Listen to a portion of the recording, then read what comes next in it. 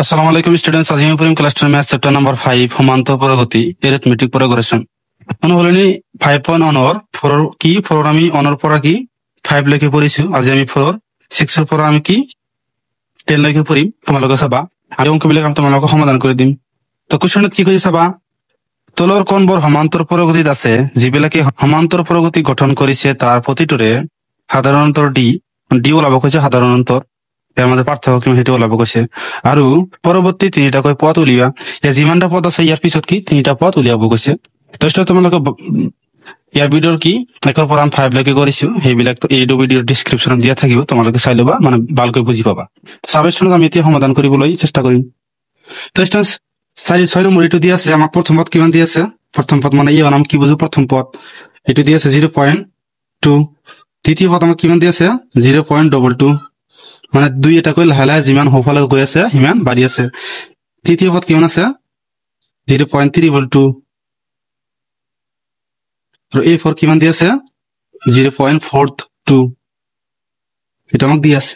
তো প্রথমত আমি ডি উলিয়াম। ডি মানে কি এই পদ দুটার পার্থক্য, এই পদ দুটার পার্থক্য মানে আমি কি করিম দ্বিতীয় পদের পর প্রথম পদটো মাইনাস করিম।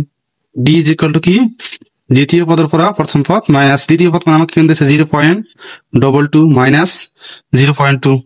তো এইটো মাইনাস করলে কিমান হব সাব স্টুডেন্টস, তোমালোকক মানে এটা মাইনাস করে দিম, আর বাকি বিলাক তোমালোকে এনে বুঝিব পা। তো ইয়াত আমি মাইনাস করে দিম সাব স্টুডেন্টস, আমি কি 0.22 পৰা মাইনাস কৰিম কি 0. তো 2 পৰা কি আমাক বাদ দিয়ে কোন নাই, তেনেহলে আমি ডাইৰেক্ট ইয়াত 2 বহাই দিম। তাৰপৰ 2 পৰা 2 মাইনাস কৰলে কিমান হব 0.2 বহাই দিয়া, তাৰপৰ 0 পৰা 0 মাইনাস করলে কিমান হব 0। তো এটা কিমান ওলাল 0.02। তারপিছত আমি কি আৰু চাম তৃতীয় পদৰ পৰা আমি দ্বিতীয় পদ মাইনাস কৰিম। তৃতীয় পদ আমি কিমান জানো 0.22 মাইনাস 0.22। তো এইটো কিমান হব চাবা স্টুডেন্টস, আমি এই 2 পৰা মাইনাস কৰাৰ কাৰণে ইয়াত সংখ্যা নাই, তেনেহলে 2 বহাই দিম। এই 2 পৰা এইটো মাইনাস কৰিলে কিমান হব 0। এই 2 পৰা এইটো মাইনাস কৰিলে কিমান হব 0.2 বহাই দিয়া। আকৌ 0 পৰা 0 মাইনাস কৰিলে কিমান হব 0 হব। তো চাবা স্টুডেন্টস ইয়াত মানে কি আছিল 0.02, ইয়াত মানে কি আছে 0.002। তেনেহলে এই দুটা কি একেই হোৱা নাই, তেনেহলে আমি কি ক'ব পাৰো যে এই সমান্তৰ প্ৰগতিত নাই। মানে কি সকলো পদৰ পাৰ্থক্য কিমান হব লাগিব সেম হব লাগিব, ইয়াত সেম হোৱা নাই। সেইকাৰণে আমি কি কম যেতিকে এপি গঠন নকৰে।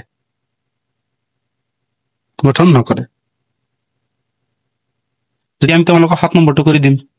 তো স্টুডেন্ট কি 7 নম্বৰ দিয়া আছে, তেনেহলে আমি প্ৰথম পদ কি জানো 0, দ্বিতীয় পদ কিমান জানো -4, তৃতীয় পদ কিমান জানো -8, আৰু চতুৰ্থ পদ -12। তো আমি প্ৰথমত কি ডি উলিয়াম। ডি মানে কি দ্বিতীয় পদৰ পৰা প্ৰথম পদ মাইনাস a2 মাইনাস a1, এইটো মানে কিমান দিয়া আছে আমাক -4 -0। তো -4 লগত -0 কৰিলে কিমান হব -4 হব। তাৰপিছত আৰু এটা উলিয়া তৃতীয় পদৰ পৰা দ্বিতীয় পদ মাইনাস, তৃতীয় পদ মানে -8 মাইনাস আকৌ কি আছে দ্বিতীয় পদটো কি দিয়া আছে মাইনাস, এই -2 আৰু -2 কি হব পূৰণ হব, পূৰণ হয় কি হব প্লাস। কিমান হব -8 এৰ লগত +4 কৰিলে কিমান হব -4। তো চাবা এই দুটা পদৰ পাৰ্থক্য আমি চেম পাইছো, তুমি আৰু চেক কৰিব পাৰা। তুমি মেক্সিমাম 3টা কৰি দিবা, 3টাৰ ওপৰত নকৰিবা। মানে চতুৰ্থ পদৰ পৰা কেতিয়া কি কৰিবা তৃতীয় পদ মাইনাস, চতুৰ্থ পদ মানে কি -12, আর তৃতীয় পদ কিমান দিছে -8, এটো কি হব +8। তো আমি -12 এর লগত +8 কৰিলে কিমান হব -4। সকলো পদৰ পাৰ্থক্য কিমান আছে 4, তেনেহলে কি -4। তেনেহলে কি পাৰ্থক্য কি সমান দিয়েছে, তেনেহলে ই সমান্তৰ প্ৰগতি গঠন কৰে, জেপি গঠন কৰে। তো এপি গঠন কৰিলে কি কৈছে কোশ্চেনত ইয়াৰ পৰৱৰ্তী 2-3টা পদ উলিয়াব কৈছে। 1 নম্বৰ পদ, 2 নম্বৰ, 3 নম্বৰ, 4 নম্বৰ, কিমান 5 নম্বৰ পদ, 6 নম্বৰ আৰু 7 নম্বৰ পদটো ওলাব কৈছে। চাব স্টাৰ্ট 5 নম্বৰ পদটো উলিয়াম। 5 নম্বৰ পদৰ আমি এই 5 দিয়ে কি বুঝো পঞ্চম পদ। পঞ্চম পদৰ সাধাৰণ আৰ্হি কি জানো a + 4d। এইটো কেনেকৈ হল তোমালোকৰ ফাৰ্স্ট ভিডিঅত এটা কৰি দিয়া আছে, তোমালোকে ভালকৈ তাত মানে গৈ পেলাই বুজি লবা। কিমান এ মানে কিমান জানো আমি 0, এ মানে আমি কিমান জানো 0 প্লাস 4 ইনটু আমি ডি মানে কিমান পাইছো -4। সাব স্টুডেন্টস মাইনাস প্লাস পূরণ করলে কিমান হবো মাইনাস কিমান 4 গুণ 16। তুমি এইটো কি 0 পৰা আমি -16 বাদ দিলে কিমান হবো -16 হবো। এটো পঞ্চম পদ কিমান হল -16। ষষ্ঠ পদ উলিয়া a প্লাস কিমান হবো 5d, মানে 0 প্লাস 5 ইনটু -4।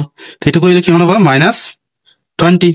4 5 গুণ করি সপ্তম পদটা উলিয়ে দিয়া a plus 6d is equal to 0 plus 6 into কি হব -4 এটা কি হব 4 6 গুণ 24 মাইনাস 24 সবাই স্টুডেন্টস ইয়ার মধ্যে পার্থক্য কি আছে -4 আছে তাহলে লিখে দিবা যাইতে কি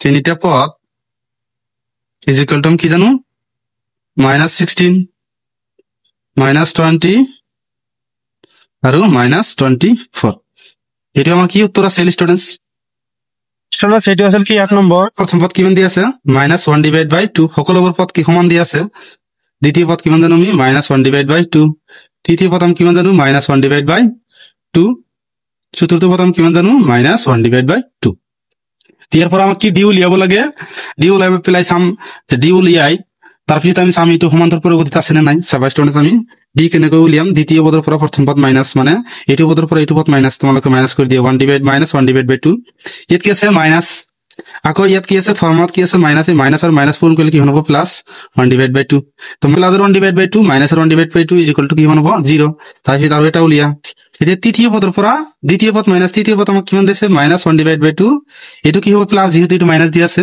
প্লাস 1/2 তো এটা কিমান হ'ব 0 এটা ক্যান্সেল যাব তাহলে এর পার্থক্য কিমান আছে 0 তাহলে এই সমান্তরাল পরিগতি গঠন করে তাহলে আমরা লিখিম যে এপি গঠন করে এপি গঠন করিলে কি এর পরবর্তী তিনটা পদ উলিয়াব কইছে তো স্টুডেন্ট সবা কি আমাকে সকলোবোৰ পদ কি সমান দি আছে যেহেতু এর পার্থক্য কিমান 0 তাহলে আমি কি প্রথম পদ আমাক -1/2 দ্বিতীয় পদ -1/2 তৃতীয় পদ আমাক -1/2 চতুর্থ পদ কি হবে -1/2 পঞ্চম পদ -1/2 হবে ষষ্ঠ পদ কি হবে -1/2 যেহেতু এর মধ্যে পার্থক্য কিমান আছে 0 তাহলে আমরা লিখিম যে পঞ্চম পদ ইজ ইকুয়াল টু ষষ্ঠ পদ ইজ ইকুয়াল টু সপ্তম পদ যেহেতু সকলোবোৰ পদ কি আমি সমান জানো তাহলে এবারও কি সমান লিখিম এটা আমি কি লিখিম -1/2 তোমালোকে লিখি দিবা যেহেতু আমি কি জানো যে a ইজ ইকুয়াল টু কি -1/2 আৰু d ইজ ইকুয়াল টু আমি কিমান জানো 0 সেই কাৰণে আমি কি এই সকলোবোৰ পদ আমি কি সমান লিখিব পাৰো তেনলে এটা কিমান হ'ব -1/2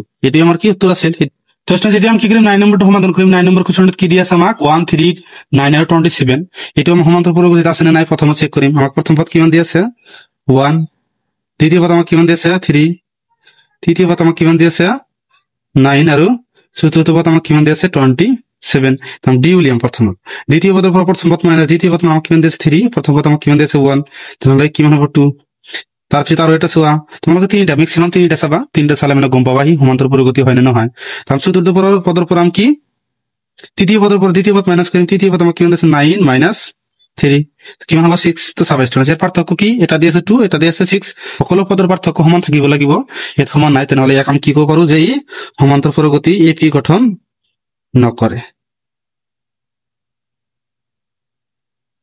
এপি গঠন নকরে এটা আমার কি হবে উত্তর এটা আমি 10 নম্বরটা করিম তো স্টুডেন্ট কি 10 নম্বর এটা দিয়ে আছে প্রথম পদ আমি কিমান জানো এ প্রথম পদ আমি কি জানো এ দ্বিতীয় পদ আমি কি জানো 2a তৃতীয় পদ আমি কি জানো 3a আৰু চতুর্থ পদ আমি কিমান জানো 4a তাহলে আমি প্রথম ডি উলিয়াম মানে দ্বিতীয় পদের পর প্রথম পদ মাইনাস দ্বিতীয় পদ আমাক 2a দিয়ে আছে মাইনাস প্রথম পদ a তো সবাই স্টুডেন্ট আমি কি করিম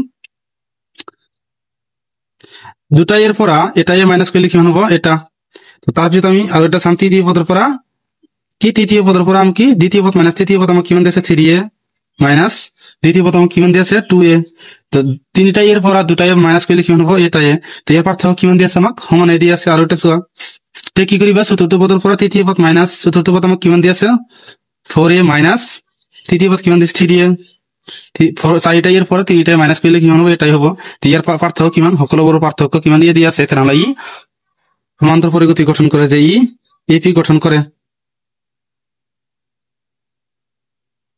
তাহলে কি ইয়ার পরবর্তী আরো তিনটা পদ উলাব লাগে তিনটা পদ মানে কি চাবা স্টুডেন্টস মানে এইটো নলালে হল তোমালোকে জাস্ট বুঝি লবা প্রথমে দিয়ে আছে এটা দুটা তিনটা চাৰিটা পঞ্চম নাম্বার পদটো কি হবে 5টা ষষ্ঠ নাম্বার পদটো কি 6টা সপ্তম নাম্বার পদটো কি হবে 7টা মানে এনেকৈ উলিয়াবা তাই লিখে দিলে হল তোমালোকে মানে উলিয়াই দি আছো 5 নম্বৰ পদ 5 নম্বৰ পদ কি সাধারণ কি জানো a + 4d a + 4 into d মানে আমি কিমান ওলাইছো এ এটা কিমান হ'ব a + 4a চাৰিটা ইয়াৰ এটা যোগ কৰিলে কিমান হ'ব 5টা এ 5টা হ'ব তাৰপিছত কি 6 নম্বৰ পদটো তোমালোকে এনে উলিয়াই দিয়া কি 6a আৰু 7 নম্বৰ পদটো কিমান হ'ব 7a 8 নাম্বার পদটা কি 8 এ, তাহলে লিখে দিবে লাস্ট যে থেকে 3টা পদ